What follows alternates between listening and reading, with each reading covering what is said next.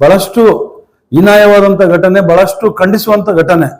ಇವತ್ತು ನಮ್ಮ ಪತ್ರಕರ್ತರು ಏನಿದ್ದಾರೆ, ಇವತ್ತು ಯಾವುದೇ ವಿಚಾರ ಇರಲಿ, ನಮ್ಮ ಎಡಿಟರ್ ಇರ್ಬೋದು, ಇಲ್ಲ ನಾವೇ ಸ್ವಯಂಕೃತವಾಗಿ ಎಲ್ಲಿ ಒಂದು ಅನ್ಯಾಯ ನಡೀತೈತೆ ಅಂತ ಅಂದಾಗೆ ಅದನ್ನ ಪ್ರಕಟ ಮಾಡಬೇಕಾಗಿದ್ದು, ಸಾರ್ವಜನಿಕರ ಗಮನಕ್ಕೆ ತರಬೇಕಾದಂಥದ್ದು ನಮ್ಮ ಪತ್ರಕರ್ತರ ಆದ್ಯ ಕರ್ತವ್ಯ ಕೂಡ. ಇಂಥ ನಿಟ್ಟಿನಲ್ಲಿ 15ನೇ ತಾರೀಕು ನೈಟ್ ಏನು ಇವತ್ತು ಚಿದ್ರಿ ಸರ್ಕಲ್ ಅಲ್ಲಿ ಏನು ಕೆಲವು ಈ ಫಾರೆಸ್ಟ್ ಡಿಪಾರ್ಟ್ಮೆಂಟ್ಗೆ ಸಂಬಂಧಪಟ್ಟಂಗೆ ಸಿದ್ದರಾಮಯ್ಯ ಅವರು ಏನು ನಡುತೋಪುಗಳದ್ದು ಏನಿದೆ, ಅದೊಂದು ಉದ್ಘಾಟನೆ ಮತ್ತೊಂದು ಕಾಮಗಾರಿ ಅಂತ ಏನು ಹೇಳ್ತಾ ಇದ್ದಾರೆ, ಆ ವಿಚಾರ ಅವ್ರಿಗೆ ಗೊತ್ತಿರ್ಬೋದು. ಆ ವಿಚಾರವಾಗಿ ಇಲ್ಲಿವರೆಗೆ ಇಲ್ದಂತ ಒಂದು ಕಾಮಗಾರಿಗಳು ರಾತ್ರೋರಾತ್ರಿ ಸಿದ್ದರಾಮಯ್ಯರು ಬಂದಂತ ಸ್ಥಿತಿಯಲ್ಲಿ ಮಾಡ್ಬೇಕನ್ನೋ ಉದ್ದೇಶ ಏನಂದ್ಬಿಟ್ಟು ನಮ್ಮ ಪತ್ರಕರ್ತರಲ್ಲಿ ಕ್ಯೂರಿಯಾಸಿಟಿ ಇದ್ದಿದ್ದು ನಿಜ. ಆ ಒಂದು ವಿಚಾರದಲ್ಲಿ ಶಕ್ತಿ ಪತ್ರಿಕೆ ಸಂಪಾದಕರು ಏನೊಂದು ಅಸೈನ್ಮೆಂಟ್ ಕೊಟ್ಟಿದ್ರು ಆ ವರದಿಗಾರರಾದಂತಹ ರವಿ ಬೂಸುಂಡೆ ಅವರಿಗೆ, ತಮ್ಮ ಕರ್ತವ್ಯ ಪಾಲನೆಗಾಗಿ ಅವ್ರು ಹೋಗಿದ್ದಾರೆ. ಹೋದಂತ ಸಂದರ್ಭದಲ್ಲಿ ನಮ್ಮ ಅರಣ್ಯಾಧಿಕಾರಿ ಏನಿದ್ದಾರೆ ಬೀದರ್ ದಸ್ತಗಿರಿ ಸಾಬ್ ಹಾಗೂ ಇನ್ನಿತರರು ಏನಿದ್ದಾರೆ, ನೀನ್ ಯಾರು ಇಲ್ಲಿ ಮಾಡಕ್ಕೆ, ನಿನ್ಗೆ ಯಾವನು ಪರ್ಮಿಷನ್ ಕೊಟ್ಟ ಅಂತ ಏನ್ ಇವತ್ತು ಕೇಳ್ತಾ ಇದ್ದಾನೆ. ಮೃಗೀಯ ರೀತಿಯಾಗಿ ಏನು ಇವತ್ತು ವರ್ತನೆ ಮಾಡಿದ್ದಾನೆ ನಮ್ಮ ದಸ್ತಗಿರಿ ಸಾಬ್. ಈ ಸಂದರ್ಭದಲ್ಲಿ ಅವ್ರಿಗೆ ಹೇಳಕ್ ನಾನು ಇಷ್ಟಪಡ್ತೇನೆ, ಫಾರೆಸ್ಟ್ ಇಲಾಖೆಯಲ್ಲಿ ಇದ್ಕೊಂಡು ನೀನು ಮೃಗೀಯವಾಗಿ ವರ್ತನೆ ತೋರಂಥದ್ದು ಅದಕ್ಕೆ ಲಾಯಕ್ ಅಂತ ಇವತ್ತೇನ್ ತೋರಿಸಿದೀವಿ ರಾಜ್ಯಕ್ಕೆ, ಬಹಳಷ್ಟು ನೋವಿನ ವಿಚಾರ. ಈ ವಿಚಾರದಾಗ ಇಡೀ ರಾಜ್ಯಾದ್ಯಂತ ನಾವು ಪತ್ರಕರ್ತರು ಖಂಡಿಸ್ತಾ ಇದೀವಿ. ಜೊತೆಗೆ ಇವತ್ತು ನೀನೊಂದು ಪ್ರಶ್ನೆ ಮಾಡಿದೀವಿ ಆ ಒಂದು ವಿಡಿಯೋದಲ್ಲಿ, ನೀನ್ ಯಾರು ಇಲ್ಲಿ ಬರಕ್, ನಿನ್ಗೆ ಯಾವನು ಪರ್ಮಿಷನ್ ಕೊಟ್ಟ ಅಂತ ಕೇಳ್ತೀವಿ. ಇವತ್ತು ಕುರಿನ್ ಕೇಳಿ ಯಾರಾದ್ರೂ ಮಸಾಲೆ ಹರಿದ್ಬಿಟ್ಟು ಏನಾದ್ರು ಇವತ್ತು ನಾವು ಊಟ ಮಾಡಕ್ಕೆ ಸಿದ್ಧರಾಗ್ತೀವ? ಎಲ್ಲಿ ಅನ್ಯಾಯ ಅಕ್ರಮಗಳು ನಡೀತಾವೆ, ಪತ್ರಕರ್ತರು ಹೋಗಂತದ್ದು ಕರ್ತವ್ಯ ಇದೆ, ಹೋಗ್ತಾರೆ, ಮಾಡ್ತಾರೆ, ಇದಾಗ್ತದೆ. ಅದು ಬಿಟ್ಬಿಟ್ಟು ನಿನ್ಗೆ ಯಾರು ಪತ್ರಕರ್ತರಿಗೆ ಯಾರಿಗೆ ಪರ್ಮಿಷನ್ ಕೊಡ್ಬೇಕು?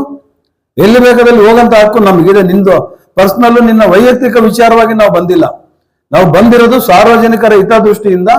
ಯಾಕೆ ಇಲ್ಲಿವರೆಗೆ ಇಲ್ಲಿ ಇರಂತ ಗಿಡಗಳಿಗೆ ನೆಟ್ಟಿಗೆ ನೀರು ಹಾಕಕ್ಕೆ ನಿಮ್ಮ ಇಲಾಖೆಗೆ ಸಾಧ್ಯವಾಗ್ತಿಲ್ಲ. ಇಂಥ ಸಂದರ್ಭಕ್ಕೆ ರಾತ್ರೋರಾತ್ರಿ ನೆಟ್ಕೊಂಡ್ಬಿಟ್ಟು ಯಾರನ್ನೋ ಒಪ್ಪಿಸಿ ನೆಚ್ಚಿಸಿ ಇಲ್ಲ ಮತ್ತೊಂದು ಬೋಗಸ್ ಬಿಲ್ಗಳು ಮಾಡ್ಕೊಳಕ್ಕೆ ನೀವು ಮಾಡಿದಿರೋ ಗೊತ್ತಿಲ್ಲ. ಈ ವಿಚಾರದಾಗೆ ನಾನು ಈ ಒಂದು ಘಟನೆ ಖಂಡಿಸ್ತಾ ನಿನ್ನೆ ರಾಜ್ಯಾದ್ಯಂತ ನಾನು ನಮ್ಮ ಕರ್ನಾಟಕ ಕಾರ್ಯನಿರತ ಪತ್ರಕರ್ತರ ಧ್ವನಿಯಿಂದ ಕರೆ ಕೊಟ್ಟಿದ್ದೆ. ಇವತ್ತು ರಾಜ್ಯಾದ್ಯಂತ ಇವತ್ತು ಹೋರಾಟಗಳಾಗ ನಿನ್ನೆ ಸುಮಾರು 8 ಭಾಗದಲ್ಲಿನೂ ಹೋರಾಟ ಆಗಿದೆ. ಇದ್ರ ಜೊತೆಗೆ ನಿನ್ನೆ ನಾವು 50ರಿಂದ 60 ಜನ ನಮ್ಮ ಕಲಬುರಗಿ ಪದಾಧಿಕಾರಿಗಳೆಲ್ಲ ಸೇರಿಬಿಟ್ಟು ನಮ್ಮ ಕಲ್ಯಾಣ ಕರ್ನಾಟಕದ ಅಧ್ಯಕ್ಷ ಏನಿದ್ದಾರೆ ನಮ್ಮ ಮಲ್ಲಿಕಾರ್ಜುನ ಪಗಡೆ ನೇತೃತ್ವದಲ್ಲಿ IGP ಸಾಹೇಬ್ರನ್ನ ಭೇಟಿ ಆಗಕ್ಕೆ ಹೋದಾಗ ಅವ್ರು ಸಿಗ್ಲಿಲ್ಲ.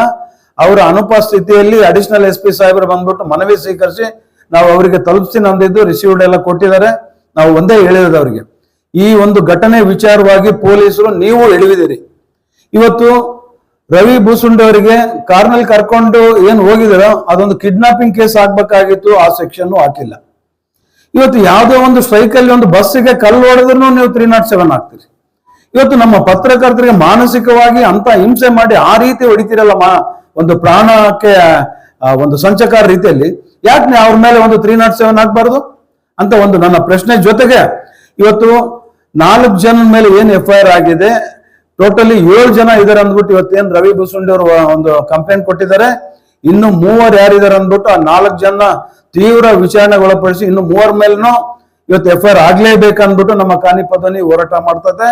ಇವತ್ತು ನಾನು ನಿನ್ನೆ IGP ಸಾಹೇಬ್ರಿಗೆ ಮನವಿಯಲ್ಲಿ ಹೇಳಿದ್ದೀನಿ, ಕೂಡಲೇ 307 ಜೊತೆಗೆ ಕಿಡ್ನಾಪಿಂಗ್ ಕೇಸ್ ಇವೆರಡು ಸೆಕ್ಷನ್ ನಮೂದು ಆಗ್ಲೇಬೇಕಂತ ಅವ್ರಿಗೆ ಮನವಿ ಮಾಡಿದ್ದೀನಿ. ಆ ತರ ಡೈರೆಕ್ಷನ್ ಕೊಡಿ ನಿಮ್ಮ SP ಸಾಹೇಬ್ರಿಗೆ ಕನ್ಸಲ್ಟ್ ಸ್ಟೇಷನ್ಗೆ ಅಂತ ನಿನ್ನೆ ಮನವಿ ಮಾಡಿದೀವಿ. ಇದ್ರ ಜೊತೆಗೆ ನಾನು ಬೆಂಗಳೂರಿಗೆ ಹೋದ್ಮೇಲೆ ಪೊಲೀಸ್ ಮಹಾನಿರ್ದೇಶಕರನ್ನು ಭೇಟಿ ಆಗ್ಬಿಟ್ಟು ಅಲ್ಲಿನೂ ಇಲ್ಲಿ ಏನ್ ಲೋಪ ಆಗಿದೆ, ಯಾಕೆ ಈ ತರ ರಕ್ಷಣೆ ಮಾಡ್ತಾರೆ ಇಲಾಖೆಯವರು, ಕಾನೂನು ರಾಜಕಾರಣಿಗಳಿಗಿರ್ಬೋದು ಅಧಿಕಾರಿಗಳಿರ್ಬೋದು ಎಲ್ಲರಿಗೂ ಒಂದೇ ಕಾನೂನು ಇದ್ದಾಗೆ ಕಾನೂನು ಇದರಲ್ಲಿ ಕಟ್ನಿಟ್ಟಾಗಿ ನೀವು ತಾವು ಹೋಗ್ಲೇಬೇಕಂದ್ಬಿಟ್ಟು ತಾವು ಹೇಳ್ತಾ ಇವತ್ತು ಯಾವಾಗ ಹೋರಾಟ ಶುರುವಾಯಿತು, ಸೋಷಿಯಲ್ ಮೀಡಿಯಾ ಇರ್ಬೋದು, ನಿಮ್ಮ ಪತ್ರಿಕೆ ಇವತ್ತು ದೃಶ್ಯ ಮಾಧ್ಯಮ ಬಂದ ತಕ್ಷಣ